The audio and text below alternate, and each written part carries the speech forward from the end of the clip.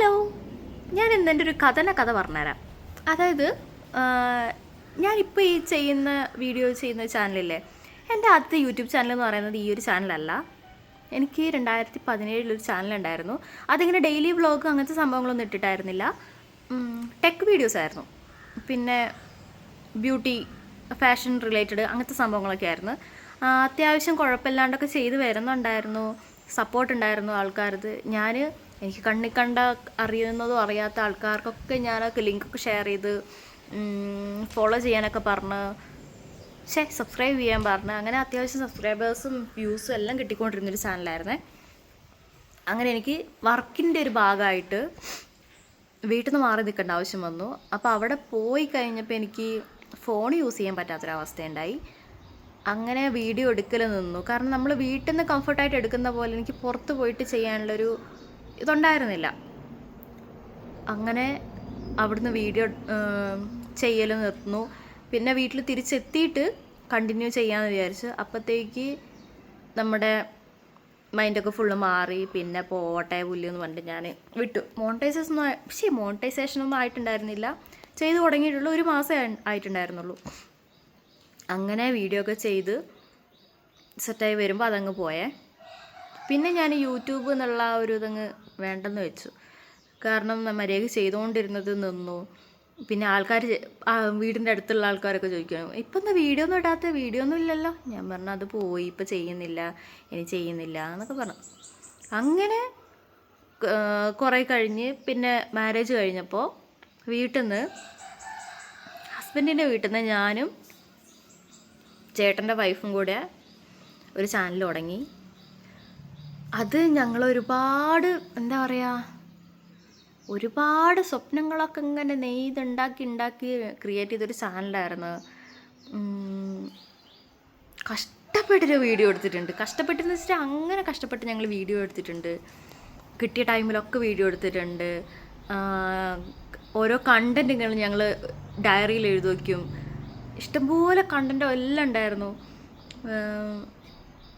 ഇങ്ങനെ കണ്ടൻറ്റിനായിട്ട് ഞങ്ങൾ ഓരോന്ന് ചെയ്യാൻ തുടങ്ങി. അങ്ങനെ വീഡിയോ എടുത്ത് അത് ഏകദേശം മോണിറ്റൈസേഷൻ്റെ അടുത്ത് വരെ എത്തി.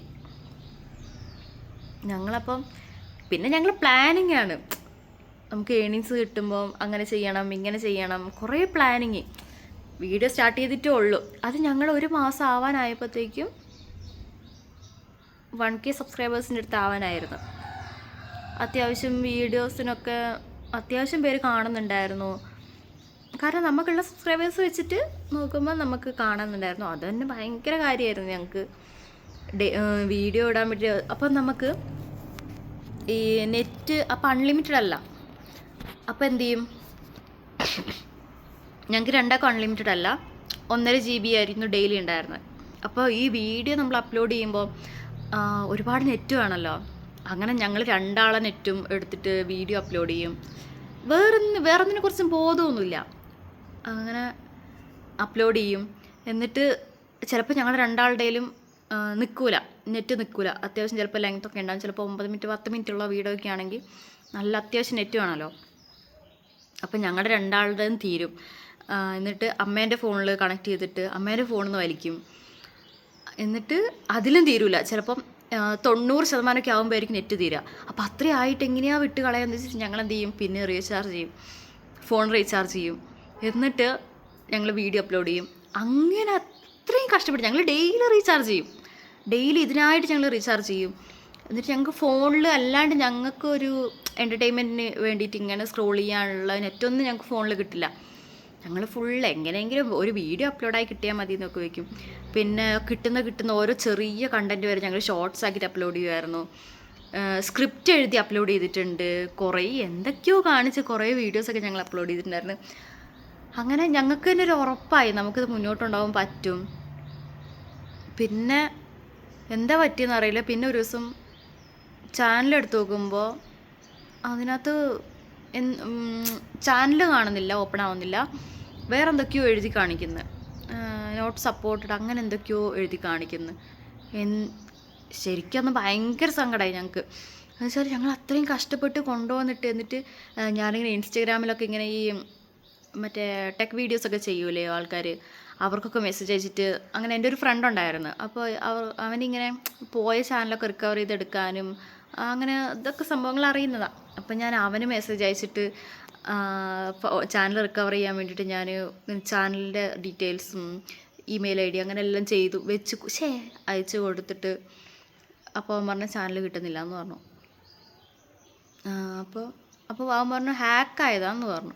അപ്പോൾ ഞങ്ങളിങ്ങനെ ആലോചിക്കുകയാണ് എന്തോരം ചാനൽസ് ഉണ്ട് ഈ ഹാക്ക് ചെയ്ത് ഉപകാരപ്പെടുന്ന എന്തോരം ചാനൽസ് ഉണ്ട്.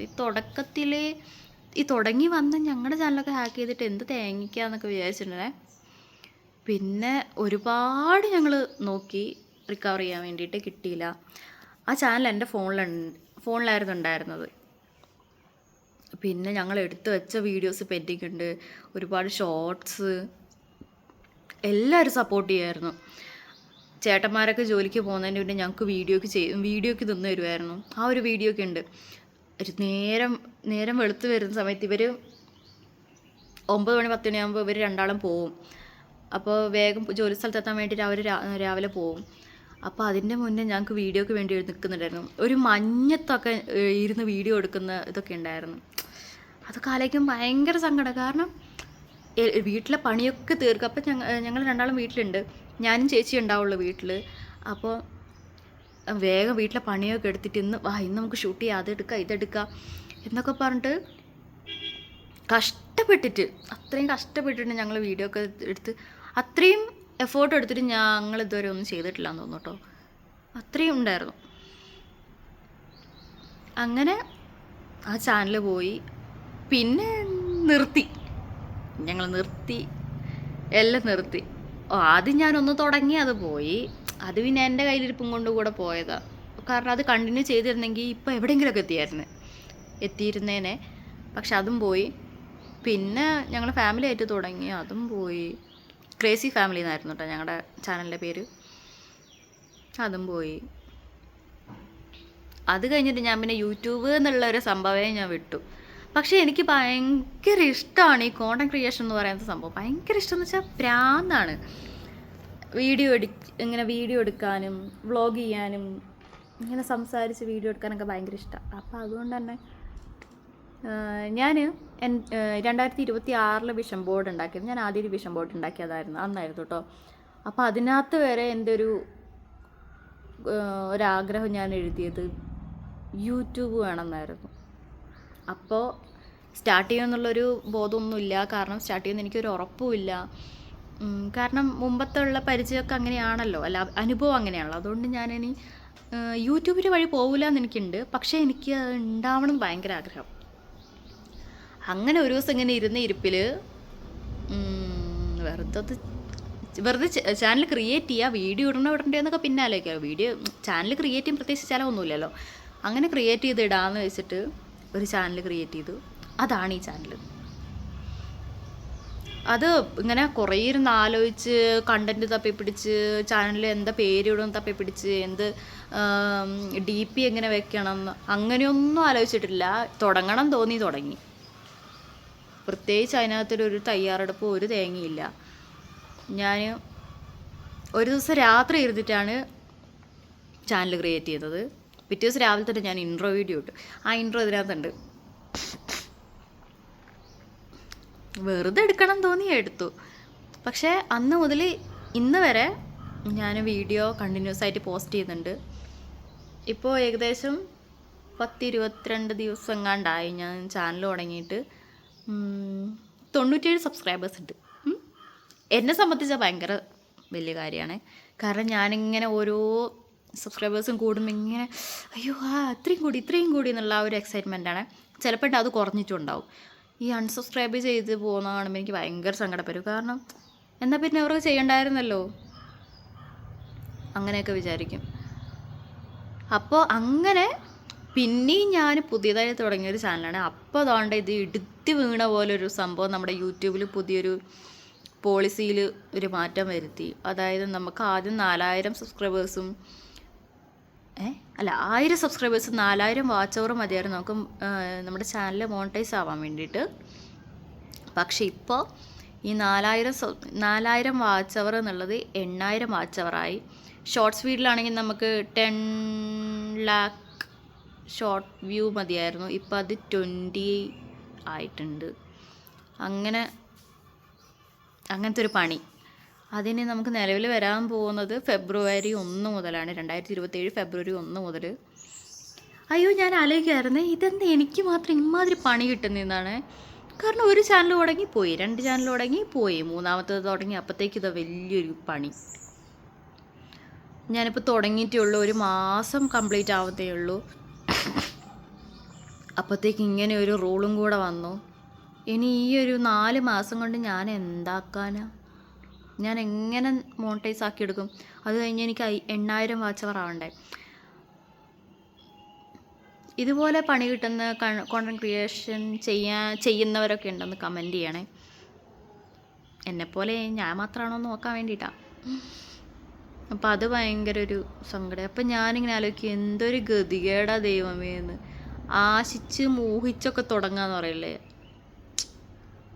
ആദ്യമായിട്ടാണേ പോട്ടെ, 3ാമത്തെ ചാനൽ അതിപ്പോൾ ഇങ്ങനെയാവാൻ പോവുക. പക്ഷേ മോണിറ്റൈസ് ആയാലും ഇല്ലെങ്കിലും ഞാൻ എന്തായാലും വീഡിയോ ചെയ്യുന്ന നിർത്തില്ല, വീഡിയോ ചെയ്യും.